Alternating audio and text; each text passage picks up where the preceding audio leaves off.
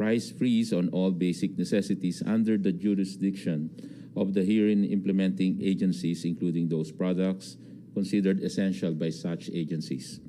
The list of products per implementing agency referred to the DA Administrative Circular number 1, series of 2020, and the DOH Department Memorandum Circular number 2020, number 58, and 2020, 58A and 58B, and the DOH Circular 2020-142, and the DTI published Suggested Retail Price Bulletin of 30 September 2019.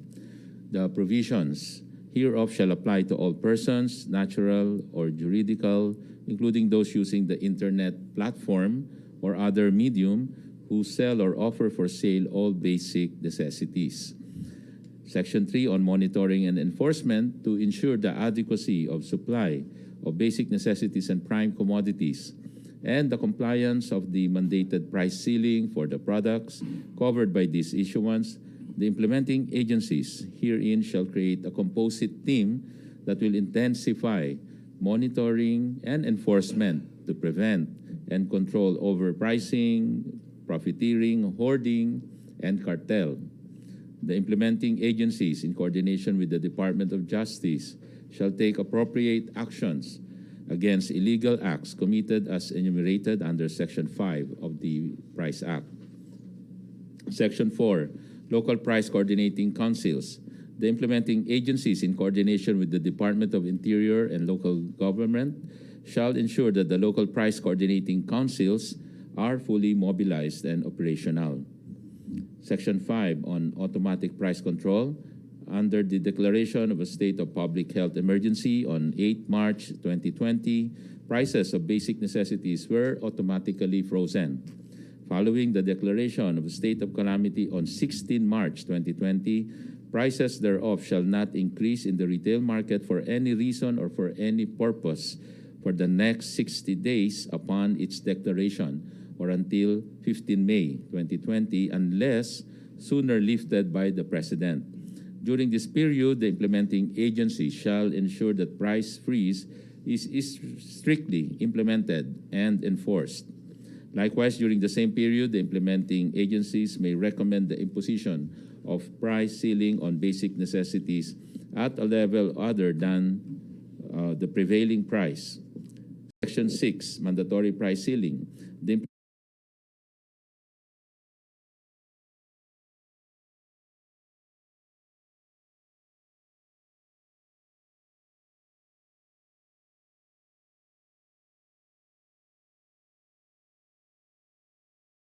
implementing agencies concerned may recommend to the President the imposition of a price ceiling on any basic necessity or prime commodity should the existence or effects of COVID-19 continue to persist beyond the 60-day period as set forth in Section 7 of the Price Act. Section 7. Charges and penalties under the Price Act without prejudice to the penalties prescribed under relevant ordinances issued by local government units and other laws. Any person or entity found violating the Price Act shall be charged accordingly and shall be meted the prescribed fine ranging between 5,000 and 2 million and imprisonment of not less than 5 years but not more than 15 years. The JMC shall be effective immediately and applicable during the period of the state of calamity. Sa pagkakataong ito, pakinggan naman po natin si Department of Agriculture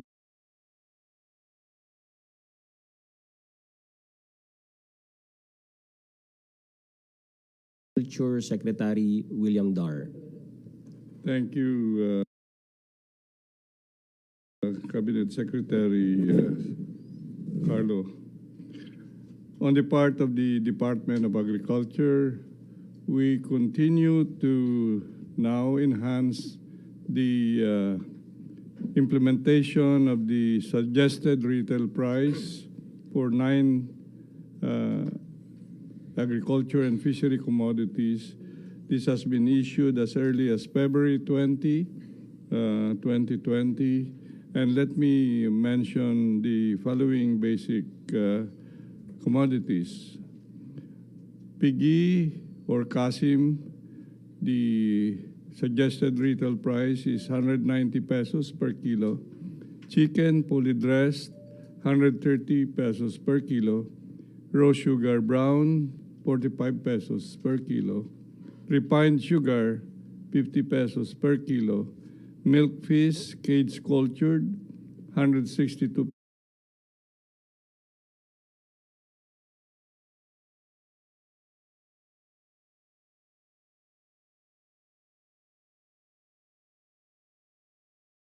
pesos per kilo.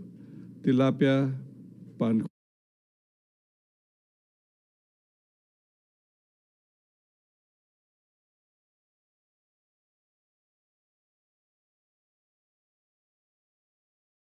to really enforce the suggested retail price or prices of these basic commodities, being part of this joint effort to really freeze the prices of basic commodities. Thank you. Ngayon po, ulitin ko lang din ang Luzon Enhanced Community Quarantine Basic Do's and Don'ts, Bulletin Number 1. Dated March 18, 2020. Mandatory home quarantine for everyone. Purpose is to contain the spread of the virus, prevent the virus from transferring from one place to another through a mobile, host, or carrier. Do's: everyone must stay at home. Don'ts: no classes at all levels. No reporting for work in government and private sector except for some exemptions. Who may go out of their homes? Do's: only one person per household would be allowed to buy or access basic necessities. Barangay captains to check compliance. Employees of establishments involved in the production, processing, and distribution of basic necessities. Food. Supermarkets, groceries, convenience stores, wet markets, pharmacies, drugstores, banks or remittance centers, PNP, AFP, and other uniformed personnel. Personnel involved in health work, border control, emergency, and other mission-critical services. Media with authorization from PCOO. Always bring and present the following at designated checkpoints: identification card, proof of residence, certification of employment, delivery receipt for those transporting goods to and from the quarantine area, and authorizations or certifications, if applicable, issued by authorized government offices. Don'ts: those who are most vulnerable should not go out. Kasama na po dyan ang seniors, 60 years old and above, those with pre-existing medical condition like cardiovascular disease, hypertension, diabetes, COPD, cancer, and others, and pregnant women. Do not ask non-exempted individuals to accompany you to your workplace. Do not loiter. Do not intimidate or resist persons in authority. Always remain calm and respectful. What other establishments are open? Do's: all basic utilities should continue to operate: water, electricity, internet, telecommunications. Other critical services should remain open: garbage collection, funeral and interment services, gasoline stations. Capital markets to open today, March 18. Business process outsourcing, BPO, IT, and export-oriented establishments as long as they are provided temporary housing, shelter by their companies. Don'ts: casinos, gambling places, including POGOs. Hotels shall not accept any new bookings. For mass public transportation, do's: LGUs and employers should provide point-to-point transportation for people authorized to report for work specifically health workers. Transportation from the airport may be provided by the DOTR or OWA for OFWs. Walking or biking is allowed. Don'ts. All public transportation are not allowed to operate, such as tricycles, pedicabs, taxis, Grab, jeepneys, buses, including MRT, LRT. Flow of goods. Movement of cargo via air, land, and sea shall be unhampered. Don'ts. Cargo trucks and vans should not be blocked from entering the ports, expressways, or highways. Employees in the private sector. Do's. Employers are encouraged to adopt a work arrangement that will not require physically reporting for work. Employers should extend financial help or assistance to their employees, may grant prorated 13th month pay. DOLE and DSWD will provide social amelioration packages for those affected by the work stoppage. Don'ts. Unless the company is engaged in basic necessities or services, employers should not require their employees to report for work. Employers should not terminate their employees by reason only of not reporting for work because of the COVID-19 situation. Employees in the government sector. Do's. Employees in the executive branch should work from home, except those rendering emergency frontline services. Those authorized to work should maintain only a skeletal force. Don'ts. No travels, no events, no trainings allowed. Travel in and out of the Philippines. Do's. Filipinos abroad can return to the Philippines anytime, including their foreign spouse and children. Other permanent residents of the Philippines may also return. All returning Filipinos and permanent residents from China, Hong Kong, and Macau shall be subjected to 14-day quarantine in a quarantine facility.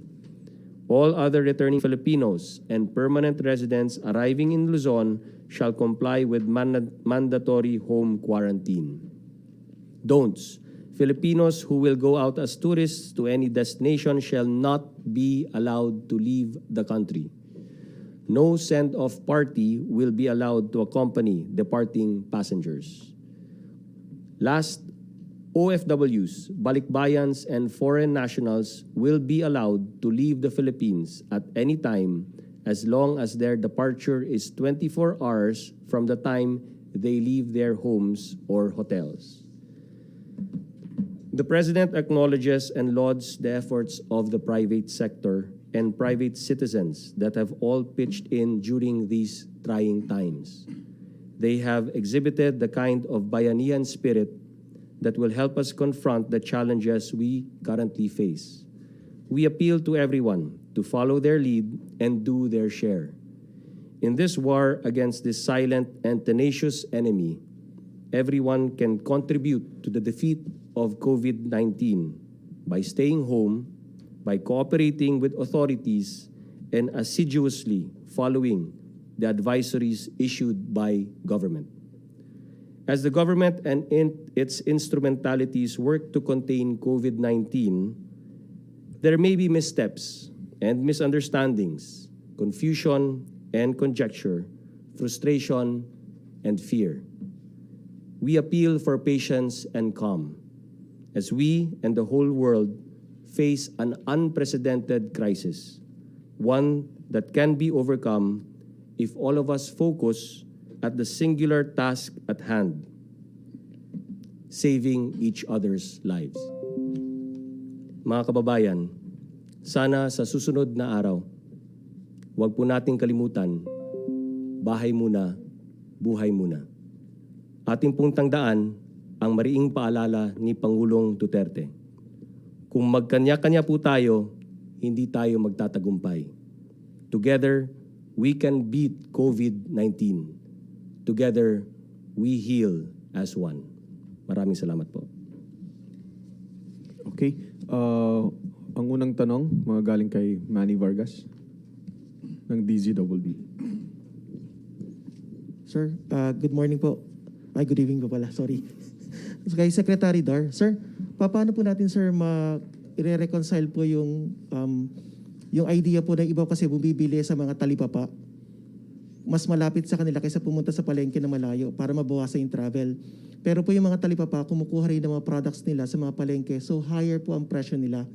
Paano po yung difference po sa SRP? Kasi may mga talipapa po na mas mataas talaga ang presyo compared sa palengke at mas mataas nga po sa SRP. Yung tanong ay, will there be a big difference or a difference between the price sa talipapa and the Paano po siya, public sir? market? Yes, paano po sir magiging treatment doon sa higher price po na lagpas sa SRP sa mga talipapa? Kasi po mas mahal sir sa talipapa kumpara sa mga sa palengke, sir. Well, the whole desire is we live within the suggested retail price per commodity. At the suggestion would be that yung mga nagtitinda sa talipapa ay kukuha sila sa mga bagsakan areas para mas mura pa yung pagtinda nila doon sa mga talipapa. So better po na doon sa mga vendor na rin po sa talipapa, sa bagsakan na lang po kumuha. Opo. Ay, okay. Sir, paano po yung CABSEC, sir? Yung para po doon sa concern ng ilang LGU na meron po silang pinipermit pa rin ng mga tricycles, pedicab because yun daw po yung kailangan din ng mga residents nila para po halimbawa pumunta ng ospital for emergency needs. Sa tricycle, no, let's address that. Concern talaga ang gobyerno dito sa paggamit ng tricycle dahil hindi namin lubos na makita or maintindihan paano mag-social distancing sa tricycle. No? Number one. Number two, kung ang concern po kasi ng LGU ay ganyan, maaari naman gumawa ng mga initiatives yung LGU with regard to vehicles na hindi naman kailangan tricycle ang gamitin. So may means po ang LGU na gumamit ng other means of transportation. Meron po silang mga sarili nilang sasakyan or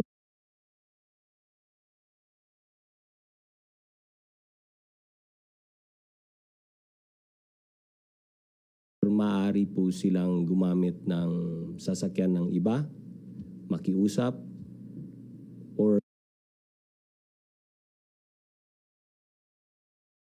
other means. No? Kasi kung ano ba ang purpose? Ang purpose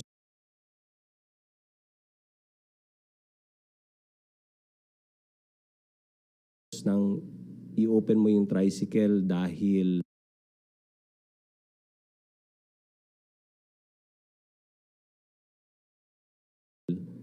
may masakyan yung health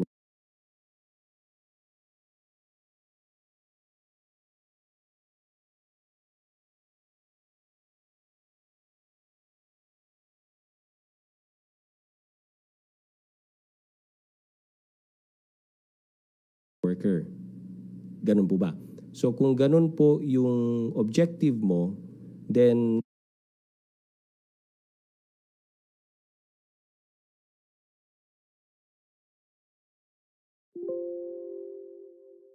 number one, may concern tayo sa motorcycle dahil mahirap po ang social distancing sa motorcycle. Ganon din ang problema natin sa tricycle. Mahirap din po ang social distancing sa tricycle. So anong other means of transportation? So ang question is, LGU, meron ka bang ibang other means of transportation? Meron. May jeep ka or may multicab ka or a four-wheel vehicle. Either sa'yo or makihiram ka sa mga constituents mo or something. So yun po. So yung ibang LGUs naman nagko-comply. Ito nga po yung ano natin, di ba? Common ground rules po tayo. Let's all stick to the common ground rules. Yun po yung pakiusap namin. At ito ginagawa natin because it's based on a purpose. Ang purpose po natin, ayaw po namin na ang constituents nyo po ay magkahawaan. Health workers kamo ang tinutulungan natin, okay. Hindi po ba dangerous kung ang health workers po natin ay mahawa po? at maging carrier po. At pagdating po sa health institution or health facility, sila po ay carrier. At sila ay nag-aalaga ng mga pasyente. Paano yung mga pasyente? And so on and so forth. So hindi po kami sa gobyerno yung gumagawa ng mga patakaran at mga rules dahil gusto po natin pahirapan ang ating taong bayan. Ginagawa po natin itong lahat para po lahat pantay-pantay at lahat maproteksyonan. Sir, last question lang po. Dalawang sector po kasi yung nagpapatanong nito. Isa po yung sa mga sa aviation industry workers. Hinaharang daw po sila sa checkpoints there dahil di raw po sila essential personnel. Isang question po yun, paano raw po sila? And the other one, sir, yung naitanong ko rin po yesterday, ito yung mga veterinarians. According to them, yung veterinary hospital po na may mga critical and emergency cases, yung mga vets and volunteers na nag-aasikaso po ng mga victims sa Taal, yung mga katulong daw po ng government na doon para doon sa animal, sa African swine fever, and then yung mga ginagamit din daw po tumutulong in regards to sa avian flu, bird flu. So paano raw po yung treatment sa kanila kasi hindi sila kasama doon sa mga una na i-consider ng mga medical professionals? Secretary Monas. Okay, so tama-tama yung tanong mo kasi napaka-importante nga sa operasyon ng sa business. At nasabi ho natin kagabi, ina-emphasize ho muna na may mga well, first, ang ating default talaga dapat nasa bahay tayo, no? Para mabawasan talaga, mapatay na itong COVID, pagkalat ng COVID. Subalit, binabalanse natin dahil kailangan din may kakainin tayo. Okay, so having said that, meron po tayong inalaw na in-exempt, yung mga pinaka-basic, talagang nahihirapan ho kami dito sa pagpapaikli at kailangan kasi may mag-operate pa para sa pagkain tsaka yung basic necessities. As we discuss yung pagkain at basic necessities, involved yan yung manufacturing. Pero yung manufacturing, para makapa-manufacture, kailangan may raw material at inputs. At yung manufacture, yung finished product, i-deploy din. Kailangan mo rin ng logistics, in other words. So, napaka-importante po, kaya dito po sa aming memorandum circular na dinraft para ma-specify yung guidelines following the memorandum issued by the Executive Secretary on Enhanced Community Quarantine of Luzon dated 16 March 2020 and 18 March 2020. Isa po sa nilagay namin na nilinaw natin na mga papayagan ng mga staff or employees would be those working in enterprises and logistics companies allowed to operate shall be permitted to pass through control points. Ito yung checkpoint. So, sinama na ho natin yan. Siyempre, yung magtatrabaho papunta sa cargo planes, sa land, transport, cargo trucks, at saka ganun na rin sa sea, transport and sea cargo. Although, kasabay ho nito sa request namin or sa paglagay natin dito sa memorandum circular, kasabay po dito ay yung request natin na sana itong mga kumpanya rin na ito ay kung pwedeng i-house na muna sila, bigyan ng accommodation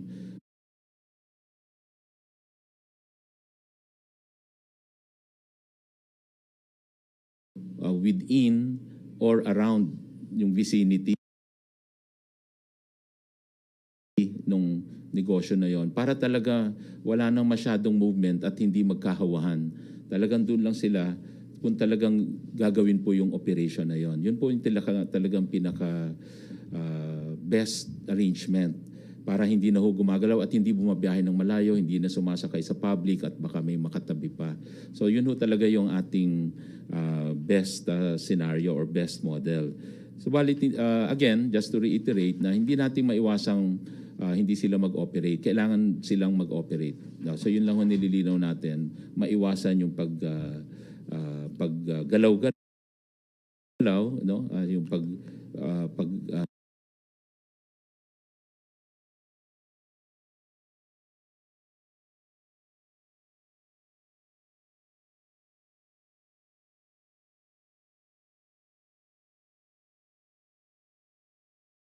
Secretary Lopez. Kahapon ay ito yung diniscuss namin sa IATF meeting, yung mga pwedeng gumalaw based dun sa exemption na issue na ni Executive Secretary the other day. So kasama na po ang na-aproban na itong memo circular number 7 na inisyu ko nung kahapon din. At inadapt na ng IATF. At let me read the relevant portion of this memorandum circular. Essential farm personnel that works at the production area bearing proper documentation are also requested to be accorded passage at the quarantine checkpoints, and this include veterinarians, farm hands, and other farm and fisher folks. So we will issue them the necessary ID in due time. Salamat po. Thank you. Thank you, Manny. Ang susunod na tanong mula kay Joseph Morong ng GMA7. Hi, task force, sir. Okay, sir. Sa kay Secretary Nograles, sir. First question: how widespread do you think is the coronavirus COVID-19 infection in Metro Manila? Mahirap po sagutin yan, pero may mga models po na dinevelop yung WHO at ito nga po yung naging trigger para sa amin to raise yung alert level, tapos to raise the enhanced community quarantine. No? At based dun sa kanilang modeling, kung wala po tayong mga drastic moves, aabot daw po ng 75,000 Filipinos infected. Yun po yung base ng modeling ng WHO, which ayaw naman po natin mangyari. So, mahirap po mag-determine ng anong level natin ngayon. Ang alam po lang natin is 202 po ang infected. Okay. Sir, how many testing kits do we have right now? Right now, according to the DOH, we have 1,000 plus, no? Pero meron po tayo mga incoming, may mga, yung details yan, mas alam ng DOH, no? But we have coming testing kits that are being donated, both donated and purchased by DOH. So meron po tayong mga ine-expect, no? So hintayin na lang po natin, wala po akong clearance na magbigay ng mga actual figures ng mga testing kits na including those that were donated to us, no, by other countries. Pero it's a considerable number, but again, I cannot disclose the amount unless I am given clearance by the task force. Sir, the reason why I ask is how do we intend to use these testing kits? Meaning, are we going to proceed and do an aggressive testing, find out, because we're in quarantine, find out those who may be infected? Kasi ang alam kasi, parang ang imagination po kasi ng karamihan nating mga kababayan, tingin nila yung testing kits ay parang mobile pregnancy kits, no? Kaya nag-issue na nga ng statement yung DOH, no, that kung ang imagination po natin is parang pregnancy kits ito na you can bring it anywhere, then you test, and then malalaman mo na kung positive or negative ka. Hindi po ganyan yung testing kit. Kailangan po may lab pa, and you need a PCR machine, etc., etc. That's why they've been equipping 5 subnational facilities para ito po ay maging equipped, no, na to test, no, to use the testing kits. Tapos kailangan din po yung RITM to do another test or confirmatory test, no, to those. So there's a whole process to that. And kung ano yung ating kung ano yung kumbaga procedure natin, we will leave it to the DOH kung ano yung pinakamagandang procedure na gagawin with all of those testing kits that we expect to come in the days to come. Sir, konti na lang may triage yung DOH, no, kung sino yung pwedeng i-test if you're exposed to a person or may travel history ka. But may mga complaints sa social media, no, na parang they want to be tested because they want to make sure, even yung mga health workers natin. Yung ba mga health workers natin, automatically, they are a priority para sa testing if they want to be tested? Ang alam ko kasi the protocol is ang itetest natin are those persons, yung symptomatic, no? Yung symptomatic, Symptoms. yung persons under monitoring, yung under investigation. So meron ng sistema or protocols, no? Yung DOH. Now, with the arrival of new kits, either purchased or donated, then there is a chance that the IATF may change the protocols or update the protocols, no? Given na To include, ayoko na munang pangunahan ang IATF. Okay. But sabihin natin na these are the protocols because ito yung number of kits, no? Ayoko pangunahan ha, because it's a task force, right? So ayoko pangunahan, pero ito yung protocols now. With more kits coming, then perhaps there is a chance that we will be updating the protocols based on the number of kits that availability. are. Yes. Sir, may mga cases na po tayo na na-note sa mga provinces. Are you looking into establishing mga testing centers at least regionally or maybe province-wide? Well, Sa right mga now probinsya, kasi sir? sa Visayas, we have the Vicente Soto Memorial Medical Center, di ba? And the SPMC for Mindanao that have already been equipped and trained to do testing para hindi mo na kailangan ipadala sa RITM. Ganon din yung sa Lung Center, ganon din sa UPNIH. At apart from the RITM at San Lazaro din, no? So those are our subnational laboratories and hospitals that can do the testing. So kung may makukuha na ng throat swab and nose swab, doon na ipapadala para mag-testing. So yun yung magiging, kung ano yung protocols and how many kits per region, etc. etc.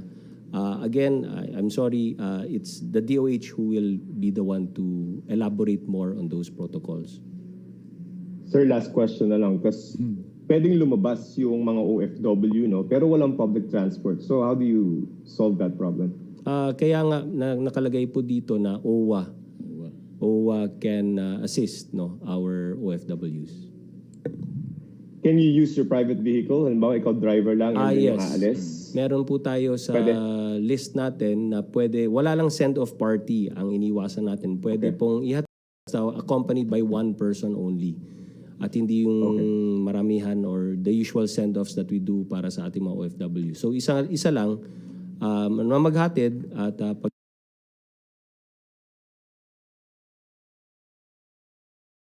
pagkatapos yung hatid sa airport ay uwi na po yung isang naghatid. Okay. Alright, sir. Thank you for your time, sir. Salamat. Thank you, Joseph Morong of GMA7. Our next question from Eileen Taliping of Bante. Sir, good evening. Kay Secretary, CABSEC, I mean. Yung OFW allowed to leave the PH papunta sa other country. Allowed din po ba yung family members nila or dependents and family members to live and travel with them? Kasi 'di ba pinagbabawal na natin mga turista to leave, no?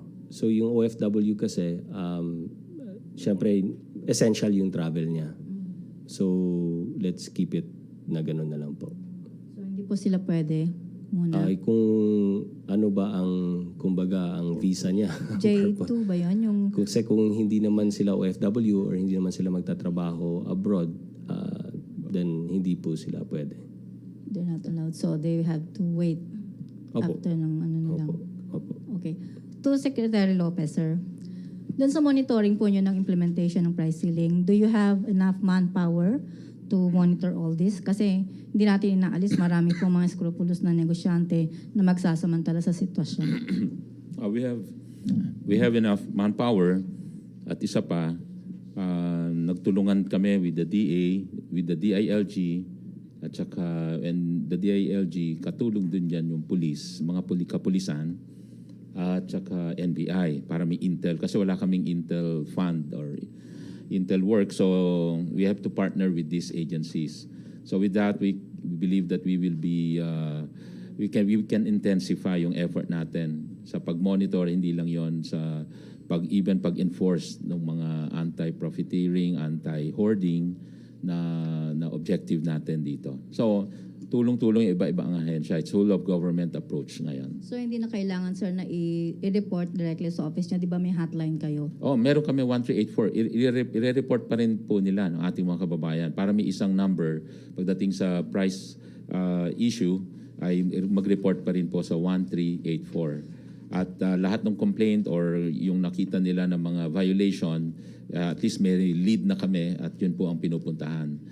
Kaya marami rin ho kaming nasita because of that.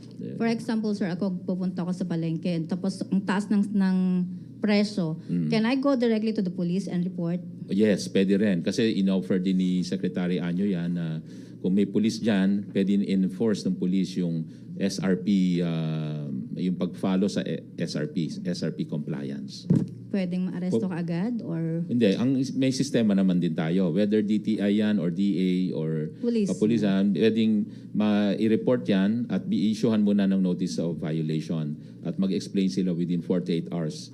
Pagkatapos tsaka sila bibigyan ng penalty or charge. Okay, thank you, sir. Gusto ko rin idagdag, no, na apart from that, meron din po silang local price coordinating council. Yes. So sa baba, nandun po ang composition po niyan, that's composed by the provincial governor or the city mayor. LGU, sir. Oo. So sa LGU, sa baba, meron din silang ganyan. At based dito po sa sa calamity, because we're under a state of calamity, yung monitoring, prevention, and control of overpricing, profiteering, and hoarding, no, dapat binabantayan ng ating local price coordinating council, which is composed of the LGU. Pwede kong Sige. idagdag yung hotline ng DA para mas mabilis pa ang action. 0951-144-3233. So, ito po ay hotline for all the major concerns including itong price freeze. Not only agri-products and some fish, Basically, yes, agri and fishery products. fisher products, yeah. Opo. Ang So, isa lahat-lahat. namin i-encourage yung paggawa rin ng composite teams na at the local level. So we encourage yung mga governor and mayors. So aside from the LPCC, mag-form din sila nung tulad ng FINORM sa national, no, ng DTI Rep, DA, DILG, Police, and NBI. Thank you, sir. Sa region to, with the governors and mayors. Thank you, Ms. Eileen. Our next question, Sir Melo Acuña of Asia Pacific Daily.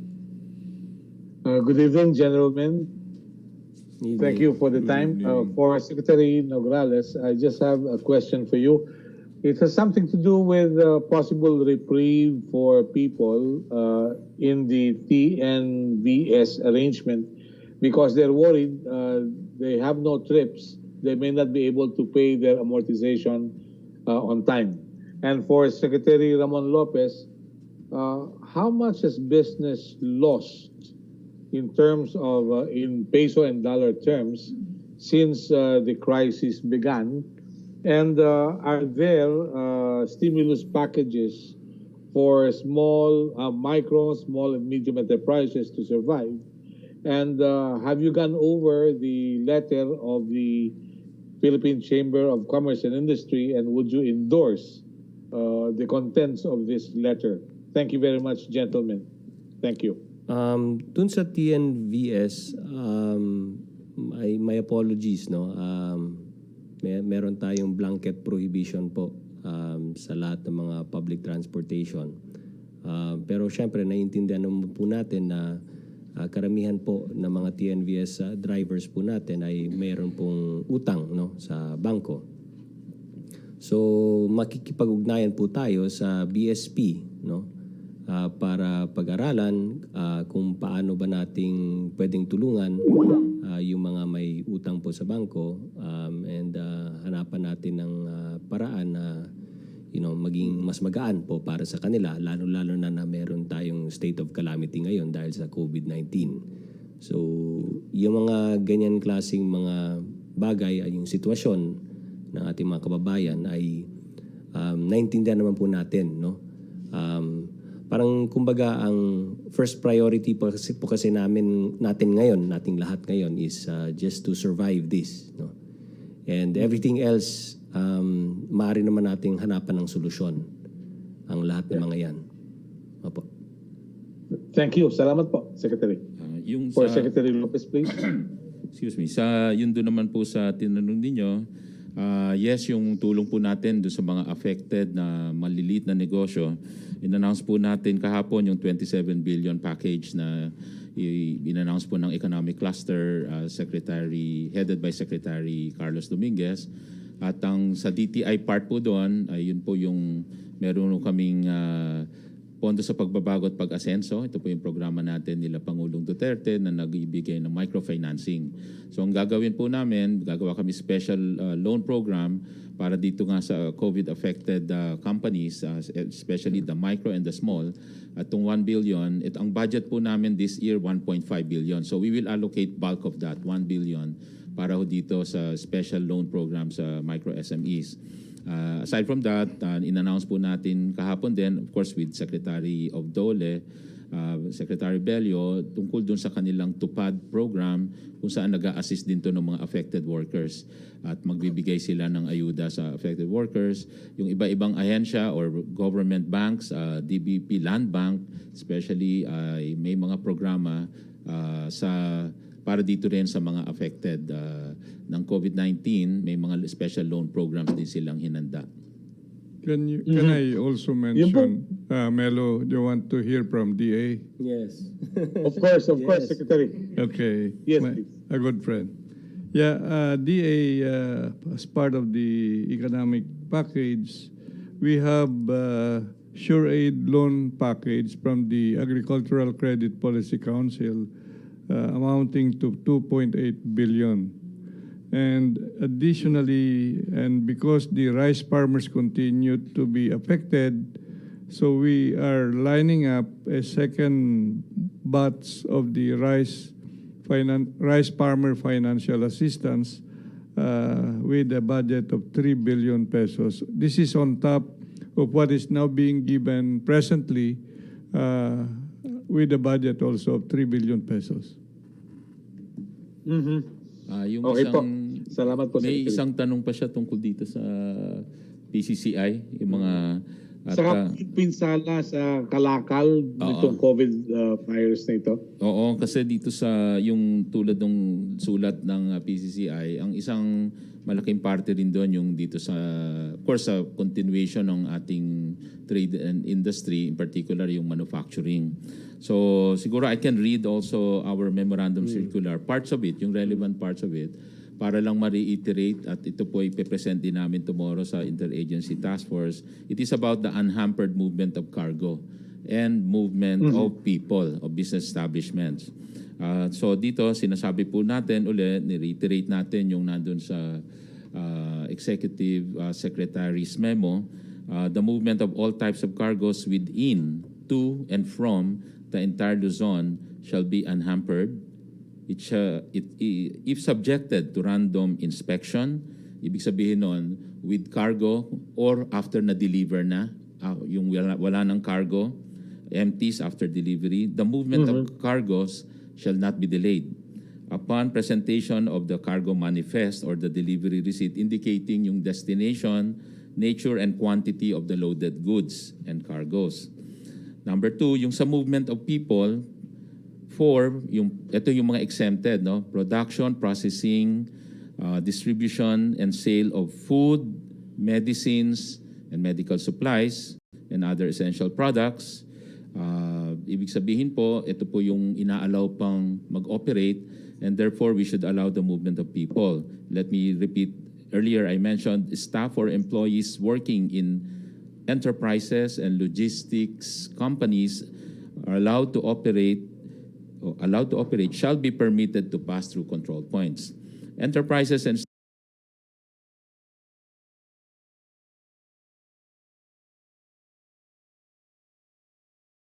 establishments shall operate with skeletal workforce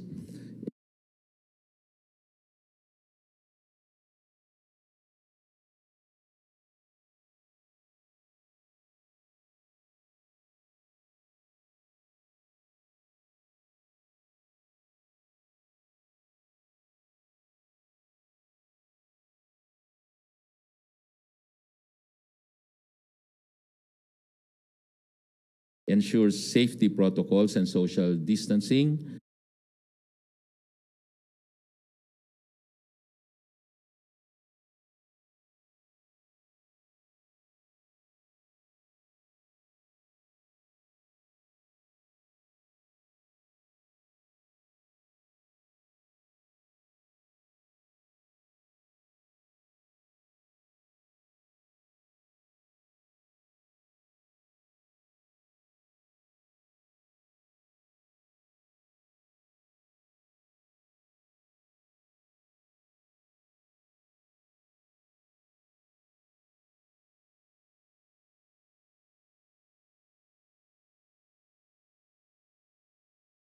in their respective workplaces and establishments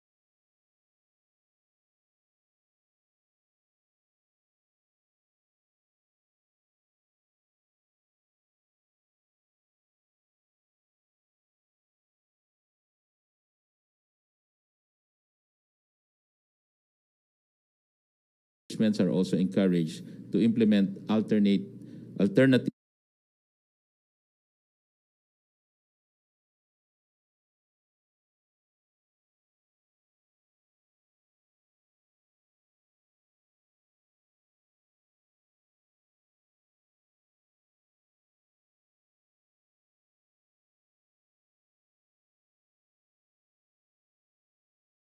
work arrangements such as work from home. For the skeletal workforce, also establishments are encouraged to provide shuttle services or temporary accommodation. The skeletal workforce of covered enterprises and establishments shall be allowed to enter and exit quality control points upon presentation of any of the following: valid company identification card, proof of residence para yung mga pauwi na, no? At saka certification of employment. To further facilitate transit of personnel of covered enterprises and establishments, an official IATF ID issued by the DTI shall be presented starting March 22. Kasama po ito dun sa resolution kahapon ng interagency na mag-i-issue na tayo nung parang uniform looking ID, IATF, pero bawat agency will be issuing this to their respective constituents.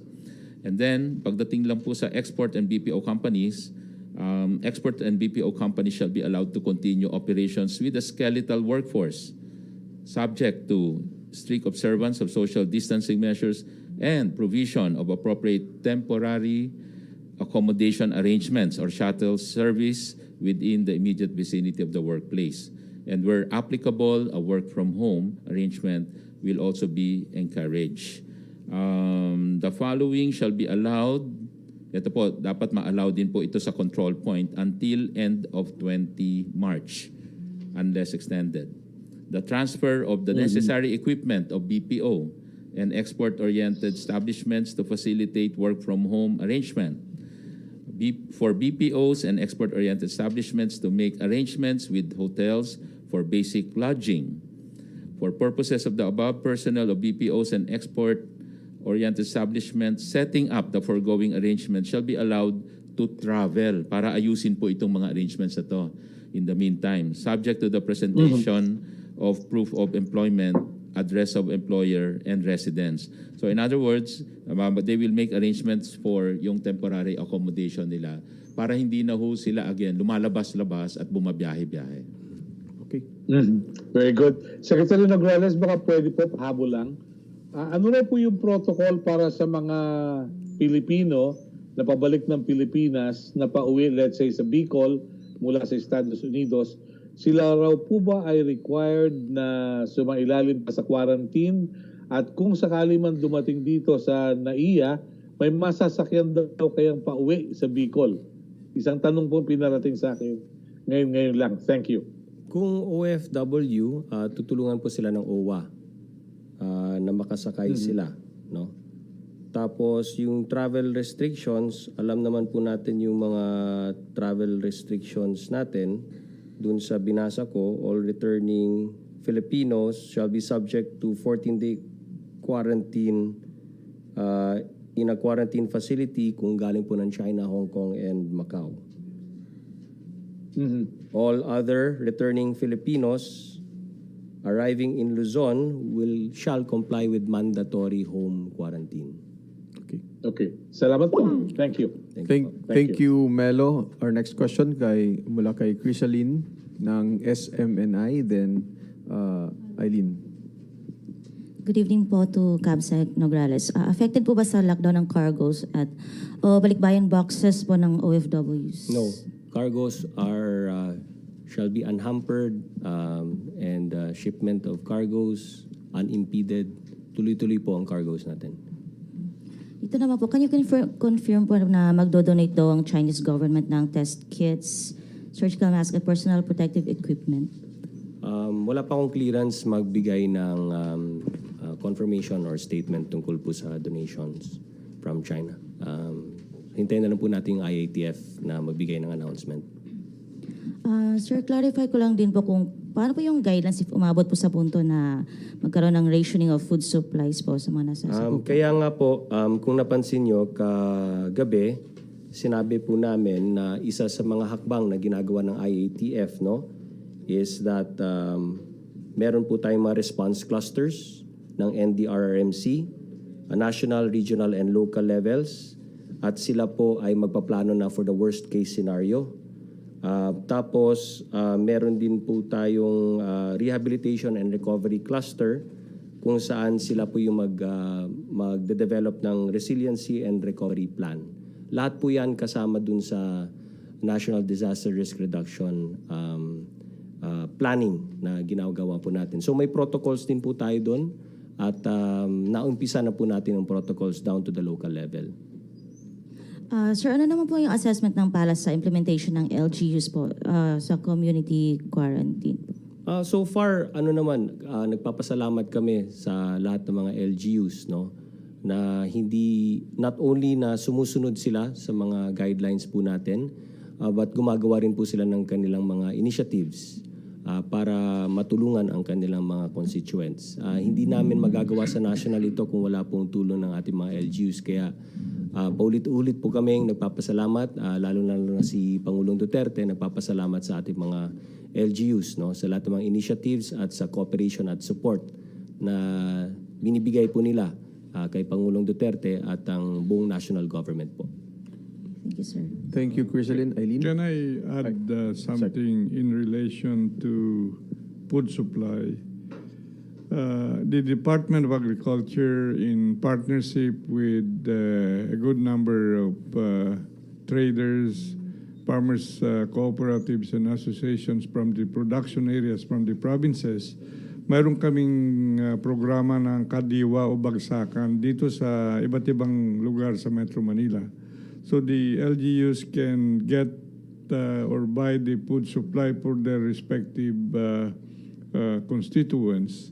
So that's one of the responsibilities that we are trying to do para yung pagpasok talaga, unhampered movement of agriculture and fishery commodities, products must not be really disturbed. They have to reach the destination in public markets, in bagsakan areas para mas may mabili dito po sa Metro Manila. Thank you, sir. Okay. Ms. Eileen? Secretary Lopez, pwedeng pa-clarify po, ano daw po ba yung other essential product list? Ito yung mga the likes of disinfectants, yung mga yung Clorox, sanitizer, alcohol, face mask, no? Tapos, meron lang pong patanong dito. Ito yung involves sa food production. Since hindi sila makapasok agad yung kanilang mga product, yung kukunin nilang supplies, pwede po daw silang mag-pick up na lang doon sa lugar. For example, they're from Manila, and then sila lang mag-pick up sa Batangas. Is it possible daw po? Anong food supply yun? Ibig sabihin, raw material? Yeah, O raw material po for food production. Oo, actually, pwede namang i-deliver nung taga Batangas to. Again, inuulit natin yung unhampered. Nagkaroon lang talaga, admittedly, may mga reports sa atin na minsan hindi pinapadaan sa mga ibang control points. At iba-iba yung application. May mga siguro hindi malinaw sa ibang control points. Na talagang nakadepende tayo dun sa police or army na nakabantay dun no, yung tao mismo. So minsan baka ibang makita nila or interpretation nila, but inuulit po natin ngayon at kagabi kasama natin si General Archie Gamboa na nag-agree naman siya na talagang pagdating sa cargo ay patutuloyin na dapat yan. Wala nang tanong yan except of course babasahin nila kung saan delivery at saka ano yung laman.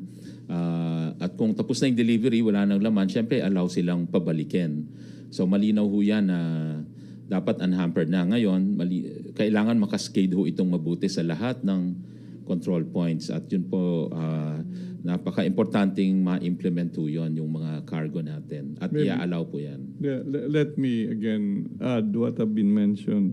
Kagabi nga, mayroon decision ng IATF na talagang unhampered po yung movement of cargos, and we say agri products, fishery products, inputs na kailangan sa pagsasaka, lahat po yun, yung mga tao na involved ay kasama na rin na movement, but always be guided by the skeletal force para we are preventing talaga yung masyadong marami, but at the same time observing social distancing measures as well. Now let me mention na mayroon pa rin kami ginagawa na food pass plan na ibibigay dito sa mga trackers ng mga production ng mga goods coming from the provinces.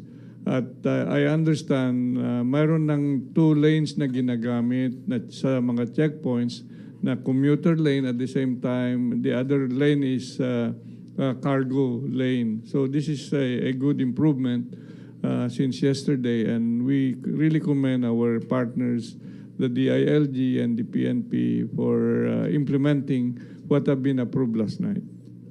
At also, I may add also regarding the cargo, napag-agreehan din namin kahapon na dahil nga if we believe na unhampered, so kailangan mabilis yan.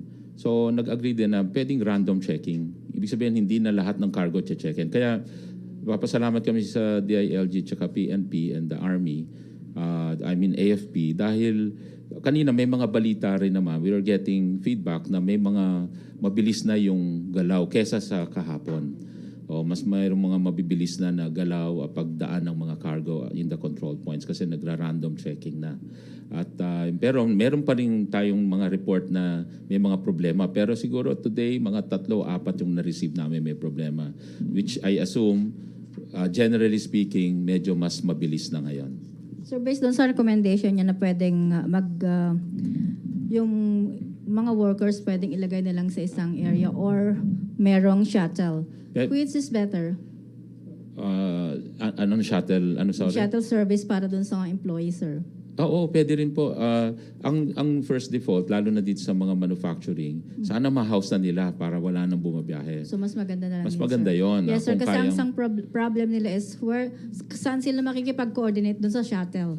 Kasi dadaan din lahat yun sa okay, sa so ganito, no? So, yung meron muna silang housing arrangement nearby or inside the company premises, or maka-arrange ng shuttle yung kumpanya nila. Maaaring may shuttle, may pick-up points sa mga critical areas at doon na lang sila masusunduin, no? So in-encourage natin yung mga companies yan.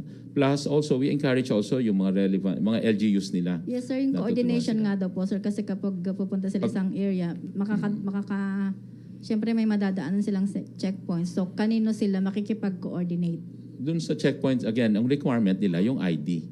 So walang issue dun sa checkpoints kasi yung tao, bawat tao, hahanapan ng proof of employment, ID or certificate of employment. So kahit nandun siya sa shuttle bus or nasa sasakyan siya na pinrovide ng LGU, ganun pa rin, hahanapan, tatanungin siya. Kaya ho, importante, ano yun, yung sa LGU, yung resident na ang makikipag-arrange noon. No, sir, yung company mismo magbibigay ng shuttle para sunduin yung mga tao nila. Correct. Yung company can also do that. Yes. Yung sinabi ko kanina. And also, the person involved can also coordinate with their barangay official, baka may barangay na sasakyan, or the mayor. Ayun, merong mga gano'n, baka merong point-to-point na mga paghatid. So yung mga matutulong from the LGU. Yung kumpanya rin can also provide for shuttle vehicles. Thank you, sir. Thank you, Eileen. Next question, Wang Jingjing of CCTV. Hello, secretaries. Thank you for taking my question. First question I would like to address to Secretary Negrales, because you just mentioned that WHO said that we may have a worse scenario. So if we under this situation, right now we have the enhanced community quarantine. These policies will be upgraded, or we will have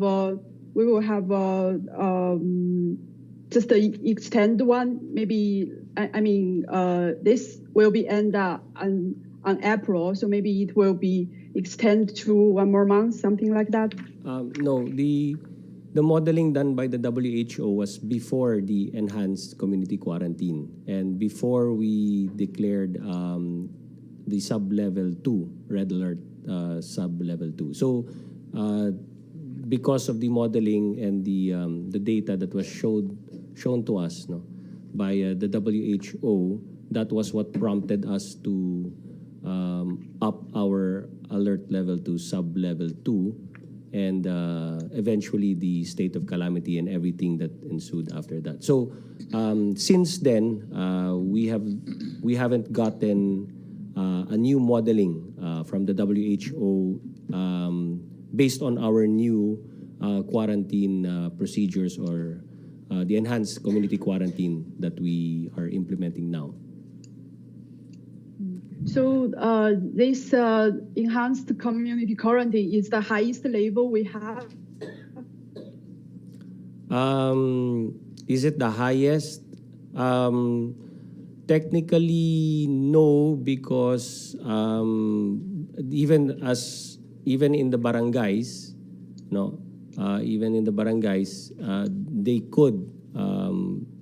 we could have enhanced community quarantine per barangay. Right now, it's an enhanced community quarantine for the entire Luzon. But based on some reports that I heard, so there are some barangays that already declared an enhanced community quarantine in their barangay. So that would limit or target the enhanced community quarantine on a per barangay or per barangay or per town basis. Okay. Yeah.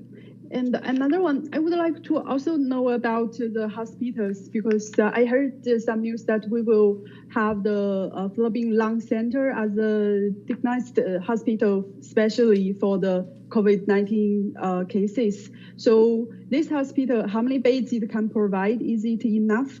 If not enough, do we have any plan B?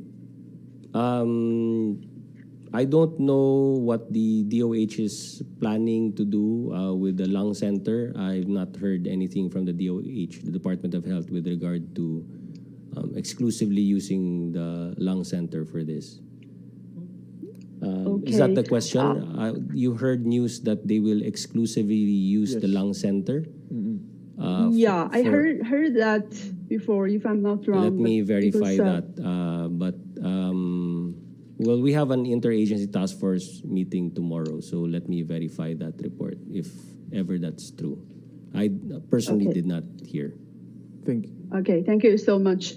And may I have one more question about the supplement for the face mask? Because during these days, when I do interview on the street, I saw most of the people, even if they wear a face mask, but it's not the proper one, they wear the cotton one. The cotton one is not the proper face mask. We need to wear the surgery face mask called N95 face mask. So I would like to know, how's the storage of the face mask right now in the Philippines? How many we lack of the supplement?